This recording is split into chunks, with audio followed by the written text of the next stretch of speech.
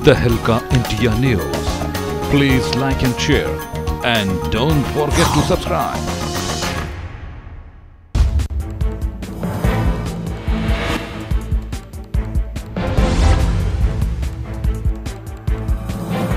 नमस्कार, स्वागत है आप सभी का तहलका इंडिया न्यूज में। मैं हूं योगेश तस्मान और आप देख रहे हैं खबर उत्तराखंड। चलिए शुरू करेंगे खबरों के सिलसिले को।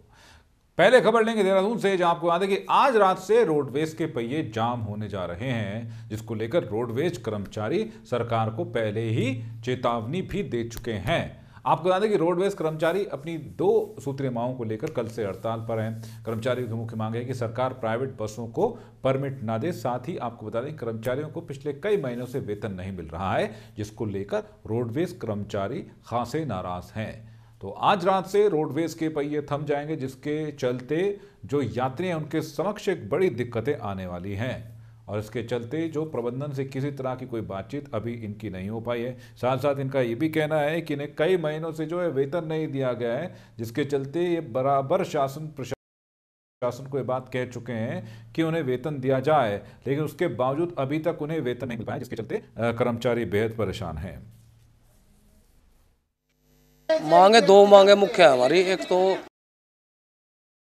सरकार जो है प्राइवेट वाहनों को परमिट दे रही है कुमायूं मंडल में, और उन्हें थोड़ा चाहिए आज़ादी जो है। और उसके बाद जो है हमारा पास वगैरह का 16 मदे हैं जो फ्री चलते हैं हमारे गाड़ियों में, उनका पैसा हमें दे दे। हमें तो 3-3 महीने तनख्वाह मिले होगे। अब क्या लग रहा है, क्योंकि कैसे कई बार जो है सरकार से बात भी हो चुकी है, बात हो चुकी है, पैसा कह देती है गवर्नमेंट, वो देती है नहीं। अब 25 करोड़ की बात हुई थी, अभी तक पैसा नहीं आया, वो भी तनख्वाह के लाले पड़ रहे हैं हमें तो। और खबर के साथ जानकारी के साथ हमारे साथ धनंजय ढोंडियाल हमारे साथ जुड़े। धनंजय, जिस तरीके से ये लगातार 2 सूत्रीय मांगों को लेकर शासन प्रशासन से बात करना चाह रहे हैं, लेकिन आखिरकार प्रबंधन इनकी कोई बातचीत क्यों नहीं सुन रहा? आखिरकार वेतन जो इन लोगों को नहीं मिल रहा है, उसके पीछे वजह क्या है? आखिरकार क्यों प्रबंधन जो है इन्हें वेतन नहीं दे पा रहा है? देखिए ये जरूर है कि जिस तरीके से जो इनकी मांगे हैं, जो इनकी 3 मांगे हैं, ये जो यहाँ पर प्रमुख है, लेकिन जिस तरह के बेबुनियादी हड़ताल पर ये लोग जाना चाहते हैं, जा रहे हैं, ये कहीं ना कहीं इससे जो आम जनता है उनको दिक्कत को यहाँ पर सामना करना पड़ेगा। खास तौर पर जो इसकी एमडी है, उनसे हमने बात की, उनका साफ तौर पर कहना ये है कि जो इनका वेतन है वो आगे से रुका हुआ है। फाइल इनकी जो है वो चल रही है। जो पैसा इनका वेतन का, जहाँ तक वेतन की मांग को लेकर ये लोग जो हड़ताल कर रहे हैं, तो वेतन को लेकर भी जो है उन्होंने साफ तौर पर कहा है कि जो वेतन का रुका है वो भी उनको जल्द मिल जाएगा। हालांकि इससे पहले मुख्यमंत्री के साथ इनकी बैठक यहाँ पर हुई है। बैठक में निर्णय लिया गया था कि जो इनका वेतन रुका हुआ वेतन है उसको जल्द दिया जाएगा। लेकिन ये इनकी जो खास तौर पर जो मांग है, इनकी मांग यही कि कुमाऊं मंडल में जो सरकार के द्वारा जो प्राइवेट वाहन है, प्राइवेट बसें हैं, वहाँ पर जो केएमओ की जो बसें वहाँ चलती हैं, उनको जो प्राइवेट जो परमिट उनको दिया जा रहा है, उसको लेकर कहीं ना जो प्रदेश जाति जो हड़ताल करने की बात कर रहे हैं, तो इससे जो आम जनमानस होगा उसको काफी दिक्कतों का सामना करना होगा। और ऐसे में जिस तरीके से इन्हें वेतन भी पिछले कई महीनों से नहीं मिल पाया है, कब से इन्हें वेतन नहीं मिल रहा है, और अब जिस तरीके से इन्होंने हड़ताल पर जाने की बात कही है, आज रात से हड़ताल पर चले जाएंगे, ऐसे में क्या प्रबंधन की तरफ से किसी तरह का कोई बयान आया, परिवहन विभाग की तरफ से किसी तरह का कोई बयान आया, किसी तरह की बातचीत की पेशकश की गई हो इनके बीच? देखिए अभी इनकी शासन प्रशासन की ओर से इनके जो एमडी हैं, तमाम जो आला अधिकारी हैं, उनसे बात की, हालांकि अभी बयान यहाँ पर नहीं आया, लेकिन ये जरूर है कि जिस तरीके से आज रात के बाद जो इसके पहिए जब थम जाएंगे, उससे काफी दिक्कतें सामने आएंगे। जो जहाँ तक वेतन की बात है, क्योंकि वेतन को लेकर पिछले पहले भी एक बार हड़ताल पर जा चुके हैं, हालांकि उस समय असमा उत्तराखंड में नहीं लगा हुआ था, लेकिन अभी बड़ा सवाल है कि जिससे कि एक तरफ असमा उत्तराखंड में लगा हुआ और ये हड़ताल में जाने की बात करें, तो आम जनता है कि ये रोडवेज की मात्र से जो उत्तराखंड रोडवेज है वो सिर्फ उसके कर्मचारी हड़ताल पर है। हालांकि जो यूपी रोडवेज की बात करें, वो अपनी निर्धारित समय पर चलती रहेगी। उससे जब बात की जाए तो साफ तौर पर करेंगे, यूपी की जो बसें हैं वो चलती रहेंगी। उत्तराखंड की खास तौर पर बात करेंगे तो ये जो वाहन है, ये जो नहीं चलेंगे, इससे काफी दिक्कतें होंगी। और ऐसे में सबसे बड़ा योग है जो राजस्व को इसका नुकसान हुआ, क्योंकि इससे पहले भी जब इन लोगों ने हड़ताल की तो उस समय भी काफी लाखों रुपए का जो है राजस्व नुकसान हुआ था। ऐसे में जो आला अधिकारी, हालांकि अभी कोई बयान किसी अधिकारी के सामने आए नहीं, यदि जल्द यदि बयान नहीं आता तो काफी दिक्कतों का जो है लोगों को सामना करना पड़ेगा। चलिए धनंजय, आपसे लगातार अपडेट लेते रहेंगे इस खबर पर। इस पूरी जानकारी देने के लिए आपका बहुत बहुत शुक्रिया। चलिए अगली खबर का रुख करते हैं।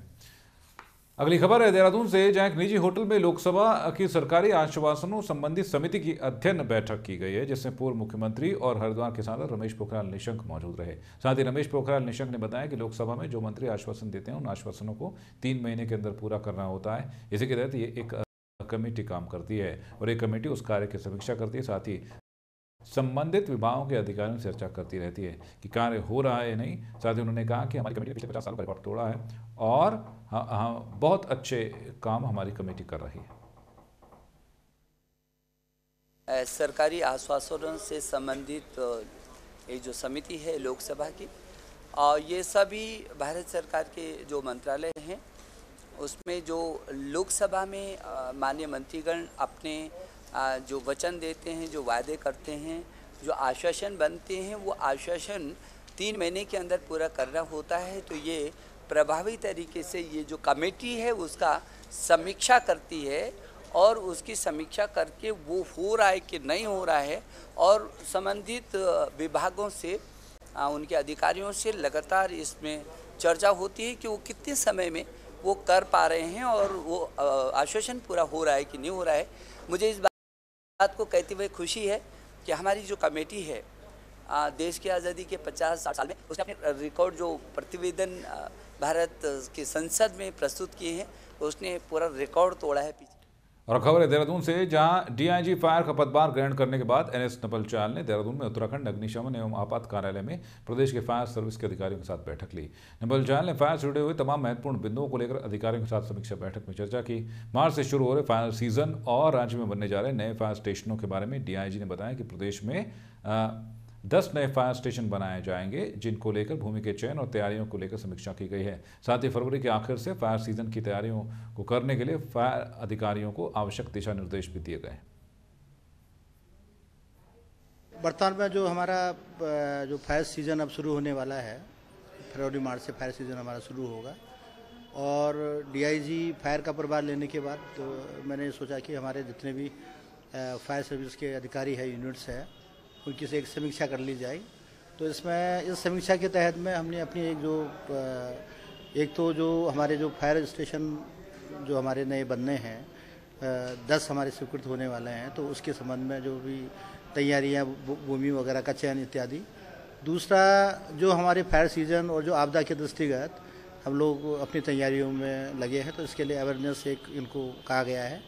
दूसरा सबसे बड़ी चीज़ है कि जो हमारा जो ईज़ ऑफ डूइंग के तहत में भी हमारा फायर सर्विस का ये विभाग लिया गया है, जिसमें हमें राजधानी देहरादून में स्वाइन फ्लू के मामले लगातार बढ़ते जा रहे हैं, जिसे लेकर इन दिनों स्वास्थ्य विभाग में बैठकों का दौर भी जारी है, लेकिन स्वाइन फ्लू के मामले कम होने का नाम नहीं ले रहे। वहीं देहरादून के सीएमओ एसके गुप्ता ने प्रदेश के सभी अस्पतालों और स्कूलों को अलर्ट रहने के निर्देश भी जारी कर दिए हैं। आपको याद है कि सरकारी आंकड़ों के हिसाब से राजधानी में अब तक स्वाइन फ्लू से 6 लोगों की मौत हो चुकी है, जबकि स्वाइन फ्लू से आपको बता दें कि लगातार ये मामले बढ़ रहे हैं। हमारे लिए इस प्रकार से कुछ आदेश होंगे तो हम इस दून में अपनी सेवाएं भी दे सकते हैं। दून में अब तक स्वाइन फ्लू के 10 केसेस हो चुके हैं, जिसमें कि 6 की डेथ हो चुकी है। 4 केसेस अभी भर्ती हैं, जिसमें 2 महेंद्र नरेश में, 1 मैक्स में और 1 सिनर्जी हॉस्पिटल में भर्ती हैं। सभी अस्पतालों को पहले भी निर्देश जारी कर दिए गए थे कि अपने अपने यहाँ आइसोलेशन वार्ड बनाया जाए, और स्वाइन फ्लू के केस या फ्लू से संबंधित ऐसा कोई सिम्टम वाले केस आते हैं तो उनकी गहनता से जांच कराया जाए और समुचित उपचार दिए जाए। बाकी सभी स्कूलों वगैरह में निर्देश जारी किए गए हैं कि बचाव ही इसका साधन है। इसके लिए इसको फैलने से रोकने के लिए खुले जो पेशेंट हैं वो खुले स्थान पर न जाएं, लगातार हाथ धोएं, ना खांस। और इस खबर पर ज्यादा जानकारी के साथ हमारे संवाददाता धनंजय ढोंडियाल हमारे साथ जुड़ गए। धनंजय, जिस तरीके से लगातार स्वाइन फ्लू के मामले बढ़ते ही जा रहे हैं, ऐसे में शासन प्रशासन को जो है सख्त कदम उठाने चाहिए और जागरूकता फैलानी चाहिए लोगों के बीच कि स्वाइन फ्लू को फैलने से कैसे रोका जाए, लेकिन क्या ऐसा कुछ करता हुआ दिख रहा है स्वास्थ्य विभाग? देखिए ये कह सकते जिससे स्वाइन फ्लू लगातार बढ़ता जा रहा है। हालांकि जो शासन प्रशासन है या स्वास्थ्य विभाग की खासकर बात करें, क्योंकि मुख्यमंत्री स्वयं आपको देखना है, कई बार बैठकों का दौर भी हो चुका है। हालांकि ये कह सकते बैठकें लगातार हो रही हैं, लेकिन जिस तरीके से इस स्वाइन फ्लू के मामले बढ़ते जा रहे हैं, उस पर कहीं जो अंकुश लगान लगना चाहिए था विभाग की ओर से, वो उसमें नहीं लग पा रहा है। और हालांकि बयानबाजी जरूर यहाँ पर जो है आला अधिकारी जरूर यहाँ पर कर रहे हैं। देहरादून में सीएम लगातार जो कहते जा रहे हैं कि हर जगह अलर्ट जारी किया गया। हालांकि इसमें देहरादून यदि सरकारी आंकड़ों की यदि बात करें तो छह लोग अब तक अपनी जान गंवा चुके हैं, जबकि 7 लोग अब तक इसमें पूरे स्वाइन फ्लू में अपनी जान यहाँ पर गंवा चुके हैं। विभाग है कि लगातार बैठकें किए जा रहे हैं। तो ये कह सकते हैं जिससे जो विभाग की बैठक है, एक तरफ बैठकों का दौर जारी है और एक तरफ जो है जो स्वाइन फ्लू के मामले हैं लगातार बढ़ते जा रहे हैं। और ऐसे में हालांकि डीजी हेल्थ ने भी जो प्रदेश के जो सरकारी और गैर सरकारी अस्पताल है उनको अलर्ट रहने के निर्देश यहाँ पर जरूर दिए गए। लेकिन सबसे बड़ी बात यह है योगी कि जिस तरीके से प्राइवेट अस्पतालों का लोग रुख कर रहे हैं, प्राइवेट अस्पतालों में जब लोग भर्ती हो रहे हैं, लेकिन सरकार को या स्वास्थ्य विभाग के जो कर्मचारी उनको पता नहीं है कि उनको यहाँ तक ये तक पता नहीं है कि जो लोग प्राइवेट अस्पतालों का रुख कर रहे हैं उनको स्वाइन फ्लू है और उनकी मौत हो जाती है। जब मौत हो जाती है उसके बाद जब रिपोर्ट आती है उसके बाद जो स्वास्थ्य विभाग जो है उस पर बयानबाजी करता है। तो ये कह सकते हैं कहने का जो होना चाहिए था, जो चूक विभाग से हो रही है उसको सुधारने की यहाँ पर जरूरत है। हालांकि इस बार ये भी जरूर देखा गया जो प्रदेश की जो सरकारी और गैर सरकारी स्कूल हैं तमाम स्कूलों को अलर्ट जारी कर दिया गया, तमाम उनको बचाव के लिए कहा जा रहा है। लेकिन जिस तरीके की तैयारियां विभाग की होनी चाहिए होगी वो कहीं भी धरातल पर नहीं दिख रही है। चलिए धनंजय, बहुत बहुत शुक्रिया करना चाहेंगे आपका इस पूरी जानकारी देने के लिए। अगली खबर का रुख करते हैं। अगली खबर है उत्तराखंड के भगवानपुर से, जहां यूं तो राजनीति में सत्ता को लेकर सभी पार्टियां सभी वर्गों को साथ लेकर चलने की बात करती हैं और सबकी सुरक्षा की बात करती हैं, लेकिन सत्ता में आने के बाद सब कुछ भुला दिया जाता है। इसकी एक बानगी देखने को मिली है भगवानपुर के कुंजा बहादुरपुर गांव में, जहां कुछ दबंग लोगों ने एक दलित परिवार को इसलिए बुरी तरह से पीटा क्योंकि अपने किसी भी मामले में बीच में बोलने से उन्होंने मना किया था। ये बात इन दबंगों को इतनी नागवार गुजरी कि उन्होंने दलित परिवार की जमकर पिटाई कर दी। वहीं दलित परिवार का आरोप है कि दबंग बीजेपी के कार्यकर्ता हैं, जिस पर पुलिस भी कार्रवाई करने से बच रही है।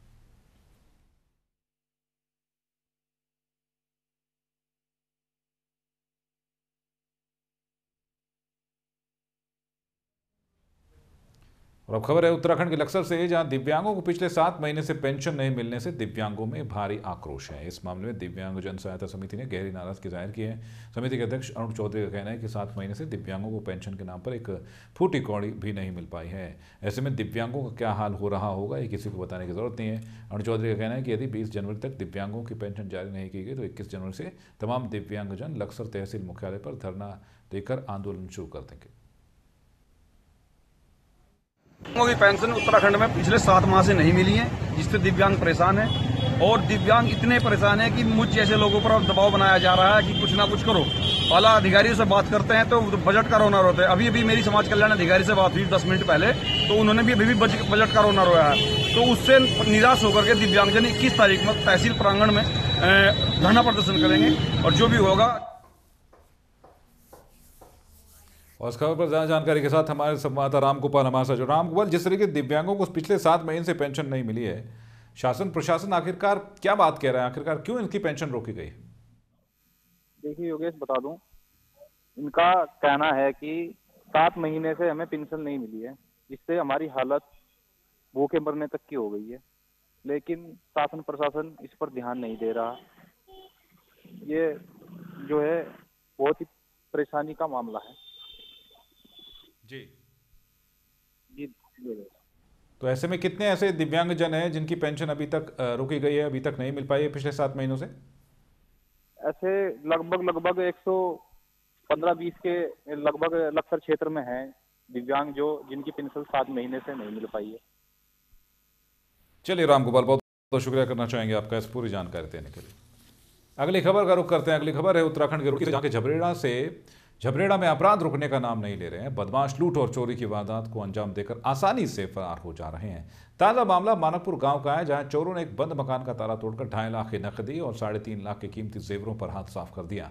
परिवार ने सुबह देखा तो घर का सामान बिखरा हुआ था। दरअसल पीड़ित किसान के परिवार में लड़की की शादी की तैयारी चल रही थी। किसान केहर सिंह ने बेटी की शादी के लिए अपने खेत में लगे दर्जनों पेड़ बेचे थे, जिसके बाद 2.5 लाख से ज़्यादा की रकम उन्हें मिली थी और सभी कीमती गहने और नकदी केहर सिंह ने अपने कमरे में बंद कर रखे थे। लेकिन देर रात चोरों ने ताला तोड़कर सब कुछ साफ कर दिया। इस घटना के बाद अब पीड़ित परिवार में गहरा सदमा है। फिलहाल पुलिस मामले की जांच कर रही है। शादी के लिए तैयारी कर रहे थे और 2.5 लाख 2,35,000 के पेड़ बेचे थे। 20,000 लड़के के रखे थे। 2.5 लाख रुपए के करीब तो नगद कैश ले गए। बाकी जो लड़के की घरवाली का जेवर था, कुछ इनके यहाँ से दिया गया, कुछ उनके घर, लगभग 3.5 लाख के करीब वो था, वो पूरा उठा ले गए। और ये बराबर के कमरे में सो रहे थे। केर सिंह नीचे पड़ा था। लड़का यहाँ था नहीं। लड़के के साले के लड़के का आज सुट्टन था, वो कल सुबह ही वहाँ चला गया था। तो रात में आए चोर 9 बजे के बाद। 9 बजे इन्होंने ताला लगा दिया। 9 बजे के बाद इसलिए लड़की की शादी की तैयारी चल रही थी, इसीलिए पेड़ बेचे गए थे, इसीलिए टूमटाम बनवाई थी। सारा काम इसीलिए कर रहे थे। और कितना नुकसान है? नुकसान ऐसा होगा मेरे हिसाब से 6-7 लाख रुपए का। क्या क्या ले गए? टूम थी, पैसा था 2.5 लाख के करीब। खबर उत्तराखंड के गाजीपुर से, जहां केंद्रीय विद्यालय में मुख्यमंत्री के सलाहकार और कुमाऊं कमिश्नर राजीव रौतेला ने अधिकारियों के साथ बैठक की, साथ ही स्कूली छात्रों को जागरूक किया। गाजीपुर के केंद्रीय विद्यालय में अर्धवार्षिक सामूहिक बैठक का आयोजन किया गया। बैठक में विद्यालय के चेयरमैन कुमाऊं कमिश्नर राजीव रौतेला समेत कई अधिकारी मौजूद रहे, जिसमें विद्यालय समेत विभिन्न मुद्दों पर चर्चा की गई। बैठक के उपरांत कुमाऊं कमिश्नर राजीव रौतेला ने स्कूली बच्चों को जागरूक किया और उनको आगे बढ़ने के लिए प्रेरित किया। मीडिया से बात करते हुए राजीव रौतेला ने बताया कि विद्यालय परिसर के समीप लोगों द्वारा अवैध अतिक्रमण किया जा रहा था, जिसे तत्काल रूप से हटवा दिया गया है। साथ ही उन्होंने कहा कि विद्यालय परिसर के समीप 2 सरकारी शराब के ठेके बने हुए हैं, जिन्हें किसी अन्य स्थान पर जल्दी स्थानांतरित किया जाएगा। आज हमने एक बच्चों को फॉर्मल एड्रेस भी किया और इस कमेटी की मीटिंग की है, और उसमें जो इनके नॉर्मल चीज़ें हैं उसके साथ हमने कुछ और चीज़ें भी की हैं। जैसे इनके एंक्रोचमेंट की इनकी प्रॉब्लम थी, तो वो हमने पिछली बार निर्देश देके एंक्रोचमेंट जो NH के ऊपर थे वो सब हटवा दिए हैं, और प्रिंसिपल ने हमको तस्दीक भी किया कि हाँ सब एंक्रोचमेंट हट गए। एक उनकी समस्या यहाँ लिकर शॉप्स की है, 2 लिकर शॉप हैं, तो उसके बारे में हमने संज्ञान लिया है और उसकी जानकारी करेंगे कि ये नियम के अंदर है या नियम के विरुद्ध हैं, और कोशिश ये रहेगी कि स्कूल के आसपास लिकर शॉप्स ना हो, उस पर हम लोग वर्क करेंगे। तीसरी बात, हमने यहाँ पर जो हमारे स्टूडेंट्स हैं जो डिफरेंट एक्टिविटीज़ में अच्छा कर रहे हैं, जैसे एक बच्चा यहाँ का जो नेशनल साइंस कांग्रेस है उसमें सेलेक्ट होके गया, यहाँ से देहरादून गया, देहरादून से कानपुर गया, कानपुर से फिर भुवनेश्वर गया। वहाँ खबर उत्तराखंड के अल्मोड़ा से है, जहां युवाओं में बढ़ती नशे की प्रवृत्ति और तस्करी को रोकने के लिए पुलिस ने इन दिनों जिले के विभिन्न थाना अंतर्गत व्यापक चेकिंग अभियान चला दिया है। इसी क्रम में पुलिस ने सल्ट क्षेत्र से 3,25,000 की गांजे की बड़ी खेप बरामद कर एक महिला समेत 4 आरोपियों को गिरफ्तार करने में बड़ी कामयाबी हासिल की है। पकड़े गए आरोपी 2 वाहनों में पौड़ी से गांजे को दिल्ली ले जा रहे थे। अल्मोड़ा पुलिस ने बताया कि SOG की संयुक्त टीम द्वारा सल्ट पैसिया बैंड के पास वाहन चेकिंग दौरान वाहन चेक किए जाने पर वाहन में सवार अनुज यादव समेत 4 लोगों को गिरफ्तार किया गया है। ये कल शाम वरिष्ठ पुलिस अधीक्षक अल्मोड़ा के निर्देशानुसार SOG टीम और थाना सल्ट की पुलिस द्वारा पैसिया बैंड सल्ट क्षेत्र में चेकिंग की जा रही थी। चेकिंग के दौरान 2 वाहन, एक फॉर्च्यून और एक स्विफ्ट गाड़ी में 4 लोगों को अवैध गांजे के साथ जो लगभग 72 किलो गांजा बरामद किया गया, और जिसमें मुकेश घिंडियाल, कुमारी बिनता घिंडियाल, अनुज यादव और प्रवेश यादव को गिरफ्तार किया गया है और उनके खिलाफ अभियोग पंजीत करके जेल।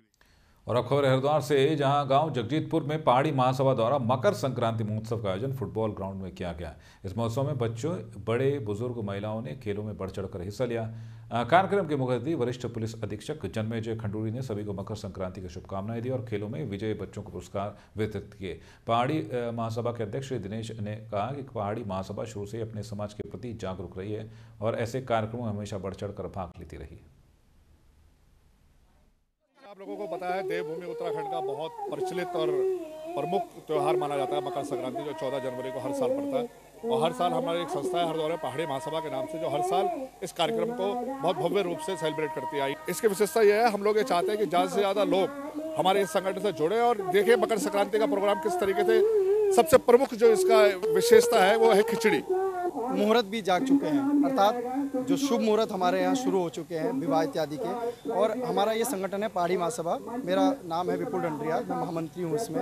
और आज हम मकर संक्रांति के उपलक्ष्य पे सभी लोग हम यहाँ इकट्ठे हुए हैं। हमने यहाँ बच्चों के खेलकूद और बुजुर्ग सीनियर जितने भी उसमें थे, तो सबको प्रतिभाग यहाँ कराया और मकर संक्रांति का हम यहाँ। और अब खबर है उत्तराखंड के उत्तरकाशी से, जहां प्रसिद्ध माघ मेला 2 पार्टी के लोगों के कारण राजनीति की भेंट चढ़ गया है। पुरोला विधानसभा से कांग्रेस पार्टी के विधायक राजकुमार अपने कार्यकर्ताओं के साथ माघ मेले में मुख्य अतिथि के रूप में उन्होंने शिरकत की थी। वहीं इस मेले में जिला पंचायत द्वारा विधायक को सम्मान न दिए जाने पर कांग्रेस कार्यकर्ताओं द्वारा जिला पंचायत के खिलाफ जोरदार नारेबाजी की। रुला विधायक राजकुमार ने राज्यपाल को पत्र लिखकर उनको अपमानित करने का आरोप लगाया है। मुझे इसमें पोटेंशियल थ्रेट जो दिख रहा है उसके अकॉर्डिंग मैंने एसडीएम और पुलिस को निर्देशित किया है कि वो पर्याप्त सुरक्षाओं के साथ तैयार है। हमारे पहाड़ी में क्या होता है कि बिन बुलाए मेहमान, अगर बिन बुलाए मेहमान नाराज होके जाए तो उसमें मैं कुछ नहीं कहूँगी। निश्चित तौर पर हमारे जो अतिथि हैं वो जो आएंगे तो उनका भव्य स्वागत सबका किया जाएगा, लेकिन जबरदस्ती से कोई भी काम नहीं होता है कि हम जबरदस्ती बोलेंगे कि भाई जबरदस्ती हमको।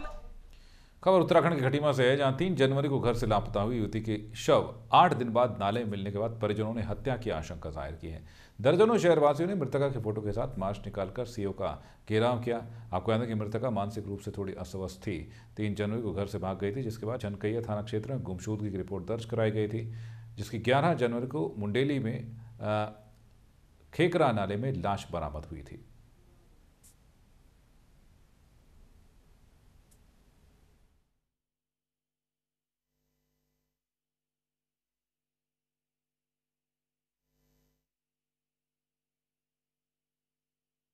खबर टिहरी से है, जहां कुछ युवाओं द्वारा प्राकृतिक आपदा और अन्य किसी भी तरह की घटना होने पर रेस्क्यू सहित अन्य राहत कार्यों के लिए उत्तराखंड खोज एवं बचाव का गठन किया गया है, जिसमें विभिन्न क्षेत्रों में ट्रेनिंग ले चुके युवाओं को जोड़ा गया है और जो कि आपदा या किसी अन्य तरह की दुर्घटना के समय जानकारी मिलने के बाद संबंधित क्षेत्र में अपनी टीम को रेस्क्यू के लिए भेजेंगे। उत्तराखंड के युवा एरेस्टर और टिहरी झील में साहसिक गतिविधियों के लिए ट्रेनिंग देने वाले अरविंद रतूड़ी का कहना है कि उनके कई साथी ट्रेनिंग के बाद घर में बैठे हैं। ऐसे में उनकी ट्रेनिंग का पूरा उपयोग नहीं हो पा रहा है। हमारे पास टिहरी जनपद में भी पूरा उत्तराखंड में कई लोग ऐसे हैं जो वेल ट्रेंड है बट उनका यूज़ नहीं हो पा रहा है। तो मेरा कॉन्सेप्ट ये है कि उनको मैं सबको जोड़ूँ, एक दल बनाऊँ। उत्तराखंड खोज एवं बचाव दल के नाम से हम एक दल का चुनाव कर रहे हैं, जिसमें मैं जो सर्च एंड रेस्क्यू के जिन्हें पूर्ण रूप से जानकारी है, प्राथमिक उपचार की जिन्हें पूर्ण रूप से जानकारी है, उन लोगों को जोड़ रहा हूँ। और अगर कोई एक्सीडेंट हो जाता है किसी क्षेत्र में, जैसे गाड़ी गिर जाती है या जंगलों में आग लग जाती है और या अन्य कोई बाढ़ आ जाती है या केदारनाथ जैसी कोई घटना हो जाती है, तो उसमें ये दल सबसे आगे रहे। बुलेटिन में अभी के लिए बस इतना है और खबरों की जानकारी के लॉग ऑन कीजिए हमारी वेबसाइट tehlkeindia.com पर। दीजिए इजाजत।